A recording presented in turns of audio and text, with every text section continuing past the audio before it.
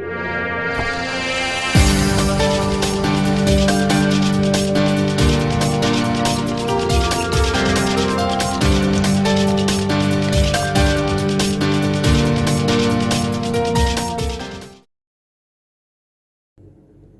Friends, అందరికీ నమస్కారం. నేను మీ శ్రీనాథరెడ్డి మిట్టపల్లి. ఇవాళ తారీఖు వచ్చి ఏప్రిల్ 7, 2021 సంవత్సరం. ఇవాళ ముఖ్యాంశాలకు వచ్చినట్టయితే కువైట్కి సంబంధించినటువంటి ఎస్ఎంఈ అంటే స్మాల్ అండ్ మీడియం ఇండస్ట్రీస్ ఏవైతే ఉంటాయో, అంటే చిన్న మధ్య తరహా పరిశ్రమలు ఏవైతే ఉంటాయో వాటిల్లో పనిచేసినటువంటి కార్మికులకి జనరల్గా 3 సంవత్సరాలు దాటిన తర్వాత మాత్రమే వారి యొక్క వీజా అనేటువంటిది మార్చుకోవడానికి కుదురుతుంది. అంటే ఒక కంపెనీ నుంచి ఇంకో కంపెనీకి మార్చుకోవడానికి, ట్రాన్స్ఫర్ చేసుకోవడానికి అవకాశం ఉంటుంది. అయితే ఇప్పుడు ఈ public authority of man power వారు అయితే కనుక దీంట్లో వెసులుబాటు కల్పించడం జరిగింది. 3 సంవత్సరాలు కాకుండా 1 సంవత్సరానికి కూడా మార్చుకోవచ్చు అని చెప్పేసి వీళ్ళు వెసులుబాటు కల్పించారు. అది కూడా వారి యజమానులు ఎవరైతే ఉంటారో వారి అనుమతితోనే మార్చుకోవడానికి అవకాశం ఉంటుందని చెప్పేసి వాళ్ళు చెప్పడం జరిగింది. అయితే ఇక్కడ మనకు ఒక చిన్న సందేహం ఉంది ఫ్రెండ్స్. అది ఏమిటంటే వీళ్ళు ఏమని చెప్తున్నారంటే చిన్న మరియు మధ్య తరహా పరిశ్రమల మధ్య మార్చుకోవచ్చు అన్నారు తప్ప బయట వాటికి మిగతా ఏదైనా వీజాలకి జనరల్ సూన్ వీజాలకి మార్చుకోవచ్చా లేదా అనే దాని గురించి వీళ్ళు క్లియర్గా చెప్పలేదు. అంటే ఈ ముబారక్ ఆల్ కబీరు అలాగే ముబారక్ ఆల్ సగీర్ అనేసి అంటాం కదా. సో ఇందులో ఇవి సగీర్ అనమాట, అంటే ఈ చిన్న మరియు మధ్య తరహా పరిశ్రమలు. సో వీటి గురించి మాత్రం నేను చెప్పడం జరిగింది. సో ఇది మార్చుకోవచ్చా లేదనే గురించి ఒక క్లారిటీ లేదు. దానివల్ల నిన్నటి వీడియోలో మీకు చెప్పలేదు. ఇప్పుడు కూడా దీని గురించి క్లారిటీ లేదు. నేను కూడా ఒక 2-3 విచారించాను. వాళ్ళు కూడా మాకు ఇంకా పూర్తిగా దీని గురించి క్లారిటీ లేదండి అని చెప్పారు. సో దీని గురించి నాకు పూర్తిగా సమాచారం అందిన తర్వాత నేను మరొక వీడియోలో మీకు నేను చెప్తాను. ఎందుకంటే వీళ్ళు చిన్న మధ్య తరహా పరిశ్రమల మధ్య అన్నారు, కానీ బయట వాటికి దేనికైనా మార్చుకోవచ్చు అనే దాని గురించి ఒక క్లారిటీ లేదు ఫ్రెండ్స్. సో దీని గురించి పూర్తిగా వచ్చిన తర్వాత నేను ఇంకొక వీడియోలో చెప్తాను, ఓకేనా. కువైట్కి సంబంధించినటువంటి ట్రాఫిక్ డిపార్ట్మెంట్ వాళ్ళు ఈ ట్రాఫిక్ సంబంధించినటువంటి ఫిర్యాదులు ఏదైనా ఉంటే, అంటే కంప్లైంట్స్ ఏదైనా ఉంటే కనుక సాధారణ ప్రజల నుంచి కూడా స్వీకరించడం కోసం అని చెప్పేసి 2020 మేలో వీళ్ళు ఒక వాట్సాప్ నెంబర్ని ఏదైనా తీసుకురావడం జరిగింది. ఈ వాట్సాప్ నెంబర్ తీసుకొచ్చినప్పటి నుంచి అప్పటి నుంచి ఇప్పటి వరకు సుమారుగా ఒక 66,689 కంప్లైంట్స్ ఏదైనా రావడం జరిగింది. ఇందులో చాలా వరకు ఈ పోలీస్ పెట్రోలింగ్ డిపార్ట్మెంటు, అలాగే ట్రాఫిక్ ఇంజనీరింగ్ డిపార్ట్మెంటు మరియు ఈ కంట్రోల్ రూమ్ డిపార్ట్మెంట్ ఏదైతే ఉంటుందో వీటి ద్వారా చాలా వరకు అయితే ఇప్పటివరకు ఈ కంప్లైంట్స్ని వీళ్ళు సాల్వ్ చేయడం జరిగింది. ఆ వాట్సాప్ నెంబర్ని నేను మీకు డిస్ప్లేలో కూడా ఇస్తున్నాను. సో మీకు ఏదైనా సరే ట్రాఫిక్ సంబంధించినటువంటి ఏదైనా కంప్లైంట్స్ ఉంటే కనుక మీరు ఆ నెంబర్కి మెసేజ్ పెట్టచ్చు. కువైట్కి సంబంధించినటువంటి పోలీసు వాళ్ళు కువైట్లో ఎవరైతే మద్యం అలాగే మాదక ద్రవ్యాలను అక్రమంగా రవాణా చేస్తుంటారో వారిని ఎప్పటికప్పుడు వీళ్ళు కట్టడి చేయడం జరుగుతూ ఉంది. అయినా సరే ఏదో ఒక చోట మళ్ళీ కొత్త తరహాలు వీళ్ళు అయితే బయటపడుతూనే ఉన్నారు. ఇవాళ కూడా ఈ జిలీబ్ ఆల్ షువేక్లో ఒక కంటైనర్ ద్వారా తరలిస్తున్నటువంటి వివిధ రకాలైన ఖరీదైనటువంటి మాదక ద్రవ్యాలను సుమారుగా ఒక 13 కేజీలు ఏదైనా వీళ్ళు పట్టుకోవడం జరిగింది. వీటి ధర కూడా చాలా ఎక్కువగానే ఉంది. సుమారుగా 2.5 లక్షల దినార్లు. 2.5 లక్షల దినార్లు అంటే సో అంటే ఎంత ఖరీదైనటువంటి మాదక ద్రవ్యాలు చూడండి. వీటిని కూడా ఇవాళ పోలీసు వాళ్ళు స్వాధీనం చేసుకోవడం జరిగింది.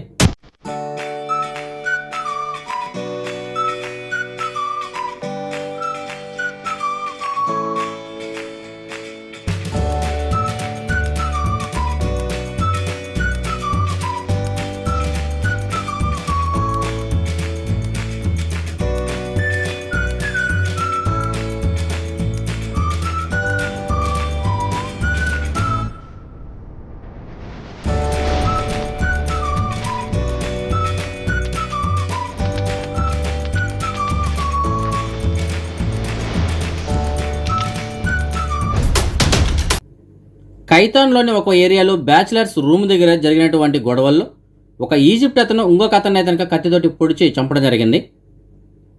ఒక ప్లేస్లో గొడవ జరుగుతుందన్నటువంటి సమాచారం అందుకున్న పోలీసు వాళ్ళు అక్కడ చేరుకోవడం జరిగింది. అప్పటికే ఒక అతను ఇంకొక అతన్ని పొడవడం జరిగింది. అతను సీరియస్గా ఉండడంతో పోలీసు వాళ్ళు అంబులెన్స్ ద్వారా హాస్పిటల్ తరలించారు. అయితే అతను హాస్పిటల్లో ట్రీట్మెంట్ తీసుకుంటూ చనిపోవడం జరిగింది.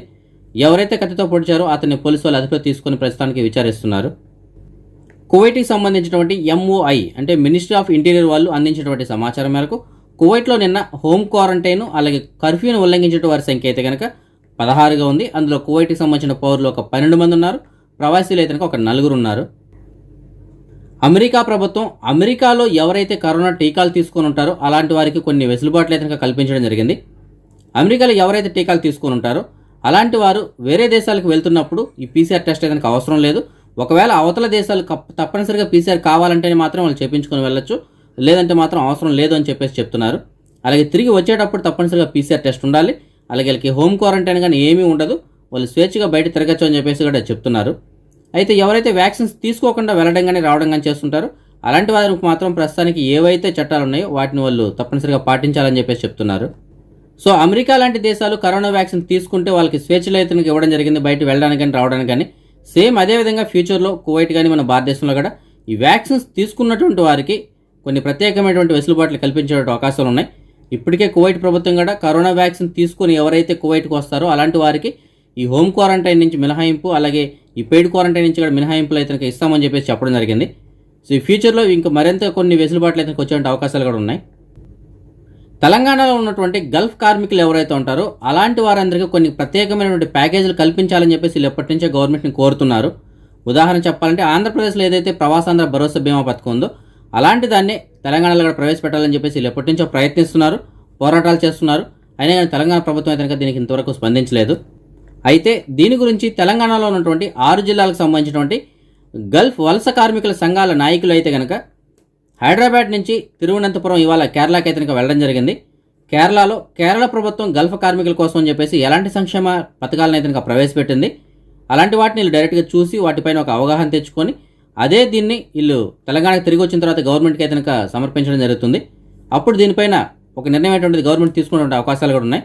దాని గురించి అని చెప్పేసి ఇవాళ తెలంగాణ నుంచి తిరువనంతపురం అంటే ఈ కేరళకి అయితే కనుక వీళ్ళు వెళ్ళడం జరిగింది. అందులో మనందరికీ బాగా తెలిసినటువంటి గల్ఫ్ తెలంగాణ తెలుగు సంక్షేమ అధ్యక్షుడైనటువంటి గంగుల మురళీధర్ రెడ్డి గారు కూడా ఉన్నారు ఇందులో. మన సబ్స్క్రైబర్స్ చాలామంది ఈ ఫ్లైట్ టికెట్స్ గురించి అడగడం జరుగుతుంది. ఫ్రెండ్స్, ప్రస్తుతానికి అయితే కనుక కువైట్ నుంచి ఇండియాకి వెళ్ళడానికి టికెట్స్ అందుబాటులోనే ఉన్నాయి. ఎవరైనా వెళ్ళాలనుకుంటే కనుక మీకు డిస్ప్లే ఒక నెంబర్ ఇస్తాను, ఆ నెంబర్ కాల్ చేసి మీరు టికెట్స్ తెచ్చుకోవచ్చు. అలాగే వీళ్ళే మీకు పీసీఆర్కి సంబంధించినటువంటి అపాయింట్మెంట్ కూడా తీసిస్తారు. సో ఒకే దగ్గర మీరు టికెట్కి అలాగే పీసీఆర్ కూడా అమౌంట్ కట్టి ఏ రోజు ఎక్కడ చేయించుకోవాలి కూడా చెప్తారో ఆ రోజు మీరు అక్కడి నుంచి పీసీఆర్ చేయించుకొని వెళ్ళొచ్చు. అలాగే ఎవరైతే ఇండియా నుంచి కువైట్కి బెల్సలమా ద్వారా రావాలనుకుంటున్నారో, అలాగే కొత్త వీసాల పైన కానీ, లేదంటే పాత అకామా వ్యాలిడ్గా ఉన్నటువంటి వాళ్ళు కానీ, లేదంటే ఇండియాలో మెడికల్ పీసీసీ స్టాంపింగ్ కానీ ఇలాంటి ప్యాకేజీలు అయితే కనుక దానికి సంబంధించిన నెంబర్ కూడా మీకు డిస్ప్లే ఇస్తాను. ఆ నెంబర్ కాల్ చేసి మీరు పూర్తిగా కనుక్కొని కువైట్కి రావడానికి అయితే కనుక ప్రయత్నం చేయొచ్చు. మనకు ఒక 2 సబ్స్క్రైబర్లు మెసేజ్ పెట్టడం జరిగింది. ఒకరు వచ్చి ఒమరియా, ఇంకొకరు వచ్చి జహరా ఏరియా నుంచి మెసేజ్ పెట్టారు. వీరి దగ్గర ప్రస్తుతానికి రూములు ఖాళీగా ఉన్నాయని చెప్తున్నారు. మీకు ఎవరికైనా సరే ఒమరియా, జహరా ఏరియాలో రూములు కావాలనుకుంటే మీకు డిస్ప్లే ఒక 2 నెంబర్లు ఉన్నాయి కదా, ఆ నెంబర్ కాల్ చేసి పూర్తిగా కనుక్కొని వెళ్ళి రూమ్ చూసి తీసుకోవచ్చు.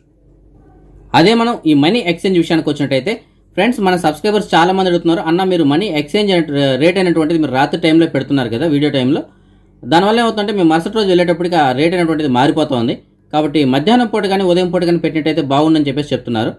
సో ఫ్రెండ్స్, నేను ఇకపైన ఏంటంటే నేను ప్రతిరోజు మధ్యాహ్నం సమయంలో ఈ ఎక్స్చేంజ్ ధర అలాగే బంగారం ధర అయితే కనుక నేను యూట్యూబ్లో పెడతాను. అయితే నాది ఇంకొక ఛానల్ ఉంది, ఆ ఛానల్లో పెట్టి ఆ లింక్ నేను మీకు ఇదే ఛానల్లో ఇస్తాను. ఎందుకంటే కొత్త ఛానల్ మీకు తెలియదు కాబట్టి ఆ లింక్ మాత్రమే ఈ ఛానల్లో ఇస్తాను, మీకు మధ్యాహ్నం టైంలో పోస్ట్ చేస్తాను.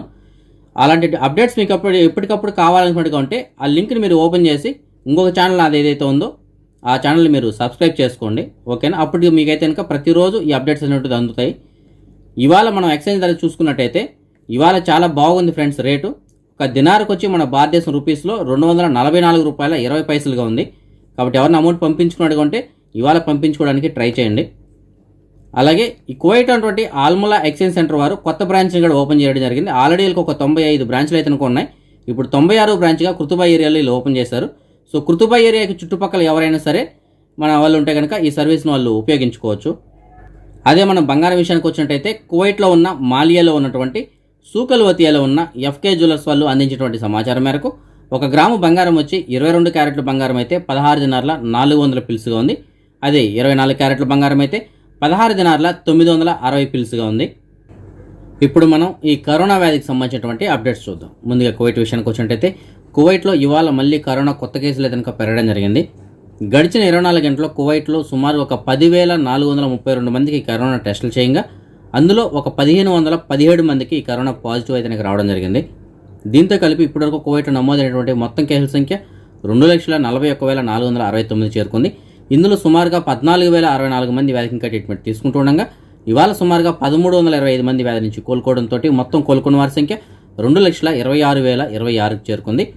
అలాగే దేశవ్యాప్తంగా గడిచిన 24 గంటల్లో ఈ కరోనా కారణంగా ఒక 6 చనిపోవడంతో మొత్తం చనిపోయిన వారి సంఖ్య 1,379కి చేరుకుంది. అదే మన భారతదేశం విషయానికి వచ్చినట్టయితే మన భారతదేశంలో ఈ కరోనా 2వ దశ వ్యాప్తి అయితే కనుక చాలా తీవ్రంగా ఉంది. నిన్నైతే కనుక మన భారతదేశంలో కొత్త కేసులు 1,15,000 కేసుల పైన నమోదవడం జరిగింది. ఇవాళ కూడా సుమారుగా ఇంచుమించుగా అన్ని కేసులు నమోదయ్యాయి.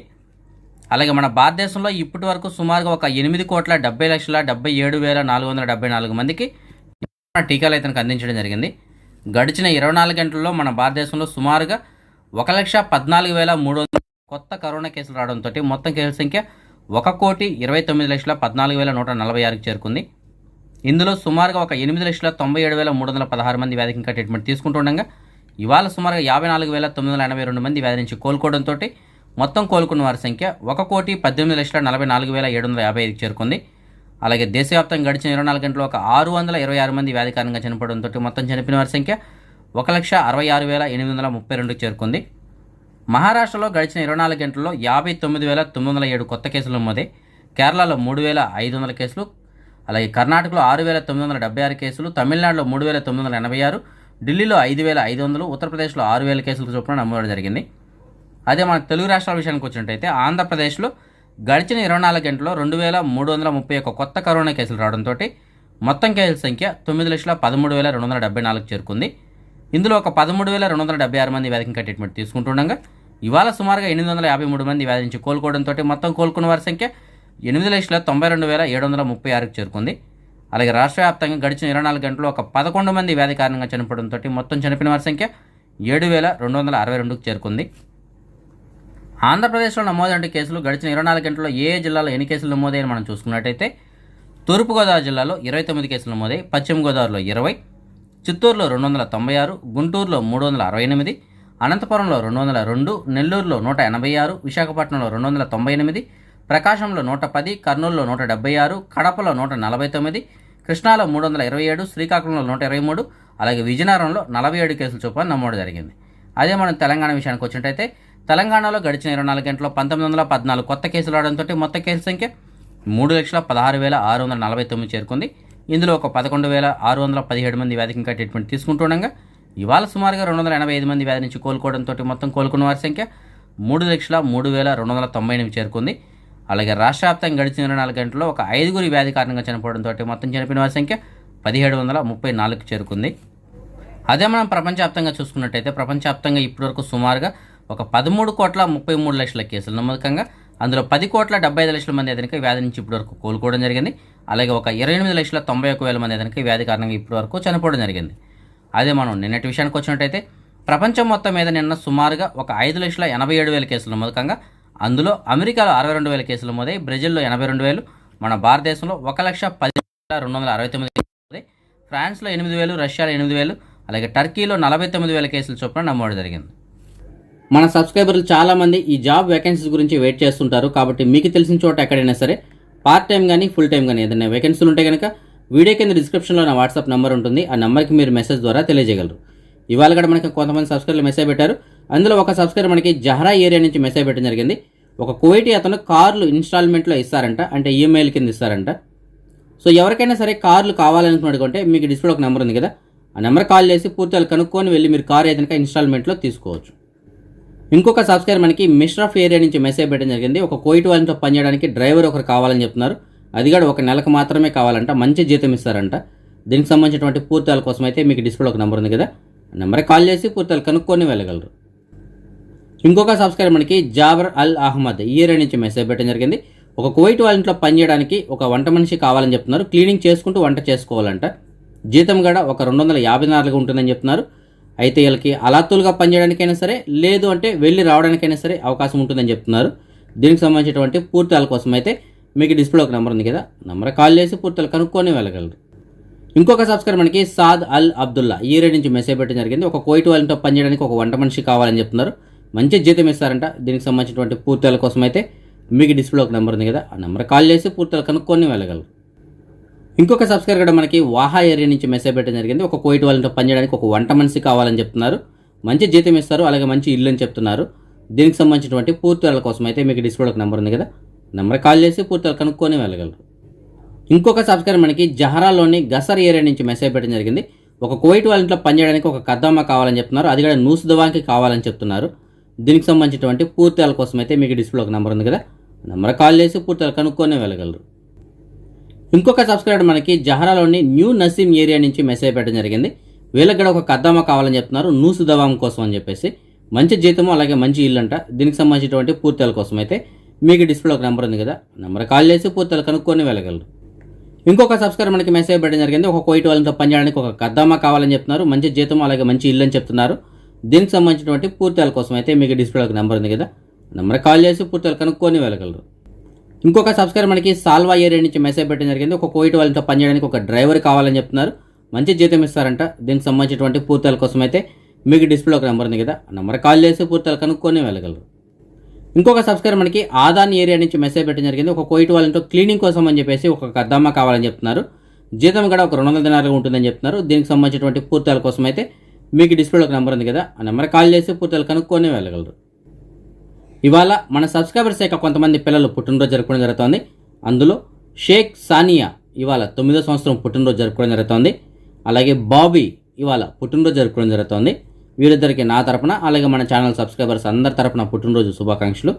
ఇంకా ఎవరైనా మన సబ్స్క్రైబర్స్ యొక్క పిల్లలు పుట్టినరోజు జరుపుకుంటుంటే వారందరికీ కూడా నా తరపున పుట్టినరోజు శుభాకాంక్షలు. ఓకే ఫ్రెండ్స్, ఇవి ఇప్పటి వరకు ఉన్నటువంటి అప్డేట్స్ అయితే కనుక రేపు రాత్రి 9 గంటలకు వచ్చే వీడియోలో మరిన్ని అప్డేట్స్తో కలుసుకుందాం. అంతవరకు సెలవు, జై హింద్. మీకిష్టమైన వారికి చక్కటి బహుమతి పంపించాలనుకుంటున్నారా? అందుబాటు ధరలో అన్ని వస్తువులు దొరికే ఒక చోటు కోసం అన్వేషిస్తున్నారా?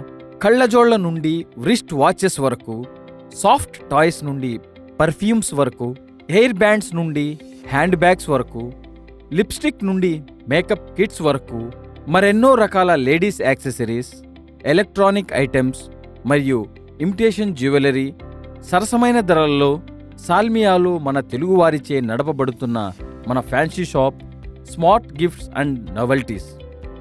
మా దగ్గర కొన్న గిఫ్ట్ని మీకు నచ్చిన వారికి అందమైన గిఫ్ట్ వ్రాప్ చేసి ఫ్రీగా డెలివరీ చేయడం మా ప్రత్యేకత. వాచ్ రిపేర్ కూడా చేయబడును. వెరైటీ వస్తువుల కొరకు, సరసమైన ధరల కొరకు సిటీ వరకు వెళ్ళక్కర్లేదు. సాల్మియా ఓల్డ్ సూక్లో, అవాల్దనా బిల్డింగ్లో, షాప్ నంబర్ 25లో మన స్మార్ట్ గిఫ్ట్ నోవెల్టీస్కి వస్తే చాలు. ఫోన్ నంబర్లు 6622 7110 666 52 610.